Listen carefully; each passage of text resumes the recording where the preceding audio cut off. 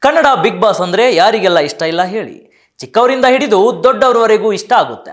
Big boss ಅಂದ್ರೆ ಹಾಗೇನೆ, ಹೊಸ ಹೊಸ ಮುಖಗಳನ್ನ ನೋಡ್ತಾ ಟೈಮ್ ಪಾಸ್ ಮಾಡ್ತಾ ಅವರು ಹಿಂಗೆ ಇವರು ಹಿಂಗೆ ಅಂತ ಮಾತಾಡ್ತಾ 1.5 ಗಂಟೆ ಟೈಮ್ ಪಾಸ್ ಮಾಡ್ತಾ ಸಮಯ ಕಳೆಯೋ ಕಾಲ ಇದು.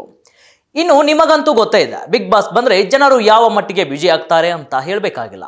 ಹಾಗಾದ್ರೆ ಬಿಗ್ ಬಾಸ್ ಕನ್ನಡ ಸೀಸನ್ 11ರ ಶೋವನ್ನ ಎಷ್ಟು ಜನ ನೋಡಿದರು ಅನ್ನೋ ಮಾಹಿತಿ ಇಲ್ಲಿದೆ ನೋಡಿ. ವಿಶೇಷ ಕಾರ್ಯಕ್ರಮಕ್ಕೆ ಸ್ವಾಗತ. ನಾನು ಹರೀಶ್ ಅಜ್ಜಪ್ಪ.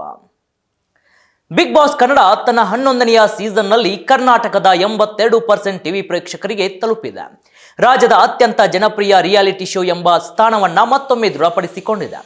ದಶಕಕ್ಕಿಂತ ಹೆಚ್ಚು ಕಾಲದಿಂದ ಪ್ರಸಾರವಾಗುತ್ತಿರುವ ಈ ಶೋ ಸಾಂಸ್ಕೃತಿಕ ಪ್ರಾಮಾಣಿಕತೆಯೊಂದಿಗೆ ಮನರಂಜನೆಯನ್ನ ಒಗ್ಗೂಡಿಸಿ ಪೀಳಿಗೆಯನ್ನು ಮೀರಿದ ಪ್ರೇಕ್ಷಕರನ್ನ ತಲುಪುತ್ತಿದೆ. ನಟ ಕಿಚ್ಚ ಸುದೀಪ್ ನಿರೂಪಕರಾಗಿರುವ ಬಿಗ್ ಬಾಸ್ ಕನ್ನಡ ಕೇವಲ ರಿಯಾಲಿಟಿ ಶೋ ಅಷ್ಟೇ ಅಲ್ಲ, ಒಂದು ಸಾಂಸ್ಕೃತಿಕ ಸಂಭಾಷಣೆ ಕೂಡ ಆಗಿದೆ. ಪ್ರತಿ ವರ್ಷ ಹೊಸ ಆಟದ ವಿಧಾನಗಳು, ವೈವಿಧ್ಯಮಯ ಸ್ಪರ್ಧಿಗಳು ಮತ್ತು ತಂತ್ರಜ್ಞಾನದ ಆಧಾರಿತ ಪ್ರೇಕ್ಷಕರ ಪಾಲ್ಗೊಳ್ಳುವಿಕೆ ಮೂಲಕ ಈ ಶೋ ಹೊಸತನವನ್ನ ನೀಡುತ್ತಾ ಬಂದಿದೆ. ಜಿಯೋ ಸ್ಟಾರ್ ದಕ್ಷಿಣ ವಿಭಾಗದ ಎಂಟರ್ಟೈನ್ಮೆಂಟ್ ಕ್ಲಸ್ಟರ್ ಮುಖ್ಯಸ್ಥ ಕೃಷ್ಣನ್ ಕುಟ್ಟಿ ಅವರು ಈ ಮಾತನ್ನ ಹೇಳಿದರು. ಬಿಗ್ ಬಾಸ್ ಒಂದು ಸಾಂಸ್ಕೃತಿಕ ಶಕ್ತಿ ಕೇಂದ್ರವಾಗಿದೆ. ಇದು ಸಮಾಜದ ವೈವಿಧ್ಯಮಯ ಸಂಕೀರ್ಣತೆಯನ್ನ ಪ್ರತಿಬಿಂಬಿಸುವುದರಿಂದ ಪ್ರೇಕ್ಷಕರೊಂದಿಗೆ ಆಳವಾದ ಸಂಪರ್ಕ ಸಾಧಿಸುತ್ತದೆ. ಅಪ್ರತೀಕ್ಷಿತ, ತೀವ್ರ ಮತ್ತು ತೊಡಗಿಸಿಕೊಂಡ ಅನುಭವವನ್ನ ನೀಡುವ ಶೋ ಇದಾಗಿದೆ. ಪ್ರತಿ ಸೀಸನ್ ತನ್ನನ್ನು ಹೊಸ ರೂಪದಲ್ಲಿ ಮರುಪರಿಚಯಿಸಿಕೊಂಡಿರುವುದರಿಂದ ಬಿಗ್ ಬಾಸ್ ಒಂದು ಸಾಂಸ್ಕೃತಿಕ ಶಕ್ತಿ ಕೇಂದ್ರವಾಗಿದೆ.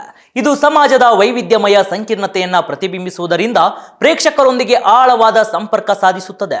ಅಪ್ರತೀಕ್ಷಿತ, ತೀವ್ರ ಮತ್ತು ತೊಡಗಿಸಿಕೊಂಡ ಅನುಭವವನ್ನ ಕೂಡ ನೀಡುವ ಶೋ ಇದಾಗಿದೆ. ಪ್ರತಿ ಸೀಸನ್ ತನ್ನನ್ನು ಹೊಸ ರೂಪದಲ್ಲಿ ಮರುಪರಿಚಯಿಸಿಕೊಂಡಿರುವುದರಿಂದಲೇ ಪ್ರೇಕ್ಷಕರ ನಿಷ್ಠೆ ಇಷ್ಟು ವರ್ಷಗಳಿಂದ ಮುಂದುವರೆದಿದೆ. ಬಿಗ್ ಬಾಸ್ ಕನ್ನಡ ಕೇವಲ ಟಿವಿ ಅಲ್ಲ, ಇದು ಪೀಳಿಗೆಗಳನ್ನು, ಸಮುದಾಯಗಳನ್ನು ಸಂಪರ್ಕಿಸುವ ಒಂದು ಸಾಂಸ್ಕೃತಿಕ ಸಂಭಾಷಣೆ ಅಂತ ಹೇಳಲಾಗ್ತಾ ಇದೆ. ಈ ವರ್ಷಗಳಲ್ಲಿ ಬಿಗ್ ಬಾಸ್ ಅನೇಕ ಹೊಸ ತಾರೆಗಳನ್ನು ಮತ್ತು ಪ್ರಭಾವಶೀಲರನ್ನು ಕನ್ನಡಿಗರಿಗೆ ಪರಿಚಯಿಸಿದೆ. ಅನೇಕ ಸ್ಪರ್ಧಿಗಳು ಮನೆ ಮಾತಾದರು. ಜೊತೆಗೆ ಆಟೋಟೆಕ್, ಇ-ಕಾಮರ್ಸ್, FMCG ಮತ್ತು ಆಹಾರ ಪಾನೀಯ ವಲಯಗಳಂತೆ ಅನೇಕ ಬ್ರ್ಯಾಂಡ್ಗಳಿಗೆ ಶಕ್ತಿಯುತ ವೇದಿಕೆಯಾಗಿರುವುದು ಇದರ ವೈಶಿಷ್ಟ್ಯ. ಶೋನಲ್ಲಿನ ಕಾರ್ಯಚಟುವಟಿಕೆಗಳೊಂದಿಗೆ ಬ್ರ್ಯಾಂಡ್ ಕಥೆಗಳ ಸಂಯೋಜನೆ ಗ್ರಾಹಕರೊಂದಿಗೆ ಆಳವಾದ ಸಂಪರ್ಕವನ್ನ ಬೆಳೆಸಿದೆ. ಬಿಗ್ ಬಾಸ್ ಸೌತ್ ಪ್ರತಿ ಆವೃತ್ತಿಯು ಸ್ಥಳೀಯ ಮೌಲ್ಯಗಳನ್ನ ಪ್ರತಿಬಿಂಬಿಸುವಂತೆ ವಿನ್ಯಾಸಗೊಳಿಸಲಾಗಿದೆ. ಸ್ಪರ್ಧಿಗಳ ಆಯ್ಕೆಗಳಿಂದ ಹಿಡಿದು ಕಾರ್ಯಗಳ ವಿನ್ಯಾಸದವರೆಗೆ, ಜೊತೆಗೆ ಸಂಬಂಧಗಳು, ಸವಾಲುಗಳು, ಮಾನವೀಯ ಕಥೆಗಳು ಎಂಬ ವಿಶ್ವವ್ಯಾಪಿ ಅಂಶಗಳು ಎಲ್ಲ ವಯೋಮಾನದವರೆಗೂ ಆಕರ್ಷಕವಾಗಿದೆ. ಅನೇಕ ಮನೆಗಳಲ್ಲಿ ಅಜ್ಜ ಅಜ್ಜಿ ಮೊಮ್ಮಕ್ಕಳೊಂದಿಗೆ ಕುಳಿತು ಚರ್ಚಿಸುತ್ತಾ ನೋಡಬಹುದಾದ ಕುಟುಂಬ ಒಗ್ಗಟ್ಟಿನ ಶೋ ಇದಾಗಿದೆ. ಬಿಗ್ ಬಾಸ್ ಸೌತ್ನ ಯಶಸ್ಸು ಪ್ರಾದೇಶಿಕ ಮಾರುಕಟ್ಟೆಯಲ್ಲಿ ಪ್ರೇಕ್ಷಕರ ನಿರೀಕ್ಷೆಗಳನ್ನು ಬದಲಿಸಿದೆ. ಇಂದು ಪ್ರೇಕ್ಷಕರು ದೊಡ್ಡ ಮಟ್ಟದ, ಹೆಚ್ಚು ತೊಡಗಿಸಿಕೊಂಡು ಹಾಗೂ ಭಾವನಾತ್ಮಕವಾಗಿ ಬಲವಾದ ಫಾರ್ಮ್ಯಾಟ್ಗಳನ್ನು ಬಳಸುತ್ತಿದ್ದಾರೆ.